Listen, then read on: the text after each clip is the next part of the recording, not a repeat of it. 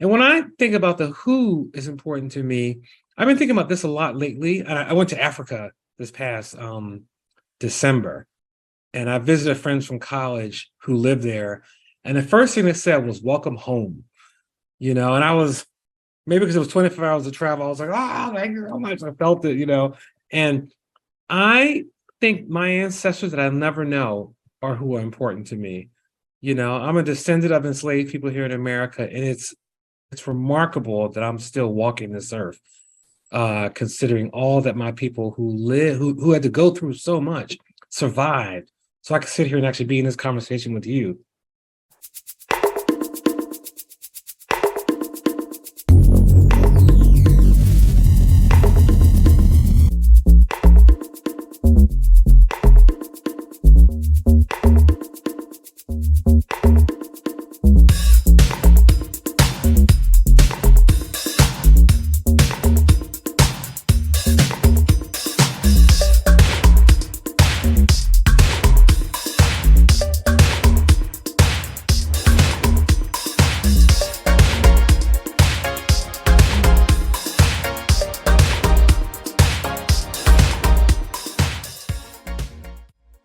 And welcome to another edition of King Crush Thursday, the series where we highlight and uplift Black men, because frankly, not too many people are doing it.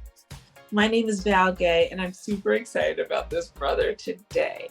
Okay, let's see if I got this right. He is a filmmaker, a keynote speaker, a writer, an educator, and most recently, an executive producer of an NPR radio broadcast called Notes from America. Woo-wee, woo-wee. His name is Mr. André Robert Lee. Hello, sir. How are you? I'm great, Val. How are you? I'm fine, thank you. So now you got 3 names. Which one should I call you? André. André works. Thank you, André. I'm so glad that you are here, and it's moments like this that I'm really grateful that I get to be a part of this overall project. And so here in this project, what we are doing is we are eradicating these very myopic narratives about Black men. And so the goal is for one day, a young king who may or may not have positive Black male role models in his life to come to this repository of 6 questions on our way to 100 answers by 100 different positive and successful Black men. I want to start calling this phase 1 is 1 to 100. And hopefully you can see these same 6 questions and then read 100 different answers and find guidance there. And then for the rest of us who are neither male or even Black, for us to be able to also see these same questions and answers and get a deeper understanding of Black manhood, if you will, that is beyond what we see in the media. And so I'm so glad that you are here as a part of this repository. And I'll get started with the first question, which is, what does manhood mean to you? Start with the big questions. And I love this idea of what you're doing on this show. And it's funny you're asking this question of what does manhood mean to me today, because I think that we're in a moment right now, today, February 24th, 2023, where that question is being raised in terms of the emasculation of men based on offering them feminine qualities and ways, which I push back on, honestly. To me, being a man means understanding how you show up in the world and being responsible for that way you show up in the world, and thinking about how your actions, thoughts impact other individuals. And also, most importantly, it means standing out with integrity. That's what I really think being a man means. It's funny, I was raised by all women. My father sadly was not around, and I was raised with lots of strong women, who were the leaders, who were the organizers, who were the caregivers, and who worked really hard and told me how to work hard, and also learn how to walk with my back standing straight up, and also know what it means to take responsibility for how I move through the world. It's funny, I've been watching the world push back on the whole woke conversation, like we're going to stop wokeness. And when I think about what it means to be woke, all I think about is what my grandmother would say to me when I was little. She said, boy, think before you open your mouth. Like, that's what woke means to me. Just think before you speak. Why is that a problem? So being a man and manhood to me means embracing the responsibilities we have as humans on this earth. I think that it should be a fluid, open experience in terms of how you approach being a man, approach what being a man means to you, and I move away from restrictive patterns. I remember I was with a cousin once, and I had a bag, like a satchel thingy on my shoulder. And he's like, men don't carry bags like that. And I was like, my hands are full of stuff, and it's convenient. I'm carrying and making it through the world. I think putting limits like that on how you should move and be are problematic. And I had them. I used to sit my legs crossed. My mother goes, oh, man, don't sit like that. And I get it that there were principles and ideas that folks had. It's exciting to see young people toy with that and move and say, the way you walk, the way you talk, the way you dress, those aren't the things that establish what being a man means. I think it's something internal in your heart and in your mind, and where those two meet and how you move through the world in that way. Wow. Awesome. Wow. Thank you. Thank you for all of that. So André, who and or what is important to you?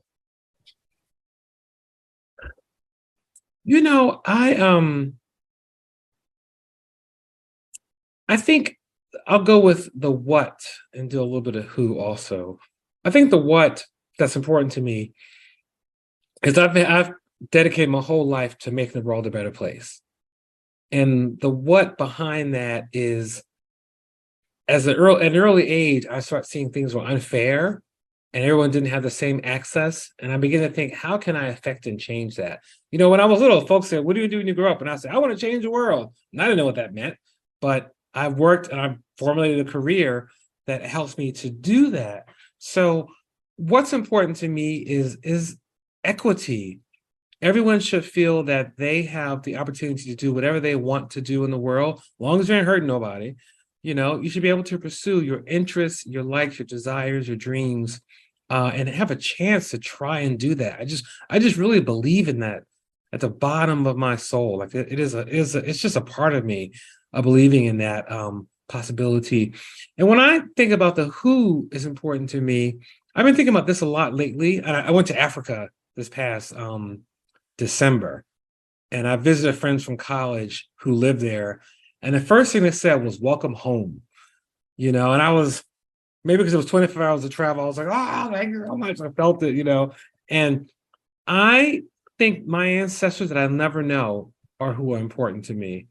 I'm a descendant of enslaved people here in America, and it's remarkable that I'm still walking this earth, considering all that my people who had to go through so much survived. So I can sit here and actually be in this conversation with you. Wow. Yes. Yes, yes, yes. Thank you. So André, how do you want us to see you?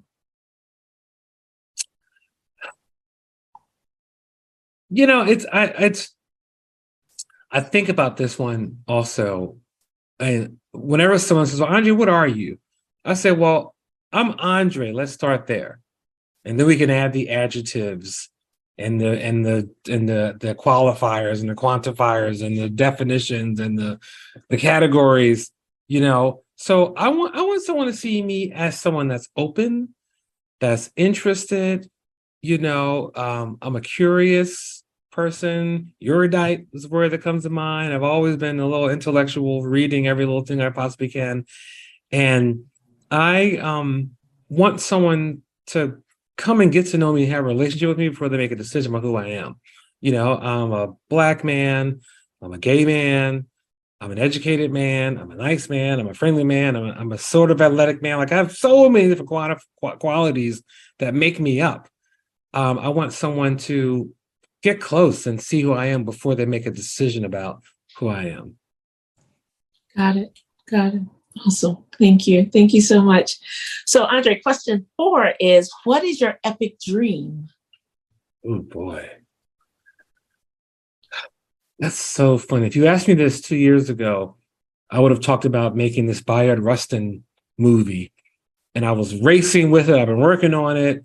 I picked my cast to play Bayard Rustin. And Barack Obama and his company came with the same idea and they ran past me. And it's the guy that I wanted to play Rustin, Coleman Domingo, he's playing Rustin, which is exciting. You know, it's a 4-part series coming on HBO, which is what I wanted. So that's exciting. So that was the dream, to make that Rustin movie. The dream now is I'm actually living my dream. You know, I am able to create stories that are effective and intense and get people feeling. And my goal really is to inspire change in hearts and minds. So I think the world is a complicated place, and we need to find ways to move forward with love, with concern, with connection, with empathy. Those are the ways that we can move forward. And if we don't know how to do that or understand that, we miss the opportunity to function in those ways. So it feels a little abstract, but I really say my real dream is to continue to help people think about how they can make the world a better place. I know I keep going to that, but that's really what I come from. It's beautiful. It's a beautiful place to come from. It's really great. Thank you. Thank you so much. So question 5 is a question that you actually answered a little bit in question 3, but I'm going to ask you anyway. Okay. So, Mr. André Robert Lee, who are you? Boy, who am I? That is an existential question of the year. And my answer always is I'm André. You know, I like Biggie Smalls and I like classical music. I've had a fascination with marbles since I was a little kid. I love marbles. You know, it's always been something I just was attracted to. And I used to think like, oh, that's weird. That's too soft. A man doesn't. But then I was like, you know what? I was a little kid loving marbles and they have relevance in my life. So it's fine that I still enjoy them. I'm André, and I am curious about the world. I'm excited by art. I love art. I'm excited by music. I love people. I've always been a people person. That's my thing. You know, that's where I think my intellectual ability is the highest, is when it comes to people, like figuring out how people move, how they think, what they may want or be interested in. I've always been really good at people. It's been my thing. So yeah, I remember I had a roommate one summer. Someone I just met, like living in on the Cape. We had summer jobs. I was working in a whale watching company, and this guy said, "You know what? I've been sharing a house with you, and I can't figure you out. You're not obvious." And I was like, "That's a compliment. You know, that's not. You say it like it's a problem." And I was like, "Thank you. I'm glad you can't just figure me out." You know, I've never been a simple, easy person. But also not at the same time, not an enigma that's hard to understand and get to know, but someone that just needs thought, time, and care to spend time. And so I'm not, it's interesting. I am not like flashy and out there, you know, and tend to be the person that's like quiet in the back. And I watch people go through the flashy people, kind of crash and burn and get like, oh, I feel empty. And then they come to me and spend time just like, wow, you're really deep. Where you been? I was like, I've been here all along, waiting for you to come over. I'm glad you had your experience. Now let's sit and talk about the world. You know, I've always been that person. I think that people are surprised. It's kind of funny. I think about in college, elementary school, and high school, and most places I go, I become like good buddies with the most unlikely people in the world. When I was in college, I was like really good friends with the captain of the hockey team. And people like, André, how are you and he buddies? I was like, that's my dude. We sit and talk. We talk about the world and we challenge each other, you know? So I'm a lot of things. That's why my company is called Many Things Productions, because a friend once said, André Lee, you're always doing many things. And I was like, I'm going to copyright that because that is my company. That's awesome. Many Things Productions. That's awesome. Oh, that is awesome. Excellent. Excellent. Thank you so much for that. So here we are already at question 6, which is there anything that I should have asked you that I didn't ask you, or you wanted me to ask you that I didn't? In other words, what did I miss? It's funny because I want to ask you who you are. That's where I want to go, because what you're doing is so important. I think about the moments that shaped me, and it was the opportunity to have exposure to experiences and people that I weren't normally exposed to. I grew up a lower income kid in North Philadelphia and knew a small world. That was loving and caring and taking care and doing their best to preserve me and make sure I stay alive as a young Black man in America. Like, let's keep it real. And when I got out into the world and saw all the different types of people, I thought, wow, the world's a big place. She does that and he reads this and they read this, all the different kind of musics and foods and places and people. I just, I think if I had to formulate a question, I'd ask you to ask is like, why is what you're doing important? This show right here that you have. And it's for those exact reasons that I pray that some little André looks at this and go like, wow, I can go to Africa. I can make TV, I can make movies, I can make radio. I can do anything I really want to do if I try and live and work with integrity and have patience with myself, give myself grace when I make a mistake and keep it moving forward, because messing up is the best possibility for learning out there. Amen. Yeah. I'll say, yeah. All of it. All of it. I've been saying amen, amen, and amen again lately. And amen again, right? I'm a PK, so I'm used to saying that. So Yes. That was so awesome. So thank you so much. I mean, you said so many things. And yes, ultimately, having a young person or someone who used to be young, who don't know who they are, to see all of the possibilities that there are. And I was speaking with a woman who is 86 today. Mm-hmm. And she goes, now look at that. I learned something new today. I love learning. I love continuing to learn. And it just brought my heart so much joy to hear her say that, because that is life, right? That as long as we're still breathing, we can continue to learn and grow and expand. And so for you, my brother, my king, I honor you, my king, and I pray that you will continue to be deepened and widen and grow and to touch, and that your wildest and most epic dreams come true, that you will actually see your epic dream come true through someone else, but that another epic dream will befall upon you. Mm-hmm. And that you will actually get to see that come true. And that you, frankly, the life that you're living now, all the work that you're doing, the impact that you're having, I'm so grateful that we all get to experience it. So thank you. And I am forgetting at this moment who nominated you, but thank you to that person for nominating. So grateful. And thank you for joining us, because I hope that you really enjoyed this conversation as much as I did. And if there is a king in your life like André Robert Lee, who you want to see highlighted in this forum, please click the link below or in my bio, fill out the nomination form, and we'll take it from there. We are on our way, I am now saying, in phase 1 to 100 men. We are so close to 100 men. Beautiful. Positive and successful Black men. I have to give the caveat that successful is not necessarily what someone does for a living. He may be a filmmaker, keynote speaker, writer, educator, and executive producer of an NPR radio broadcast called Notes from America, but he doesn't have to be. We're looking for those brothers who are making an impact in their daily lives through the content of their character, starting with the nuclear family to the larger community and to everything in between. Those are the brothers that we want to stand shoulder to shoulder to change the narrative so that we all can actually rise, if you will, with our tide. And so thank you so much.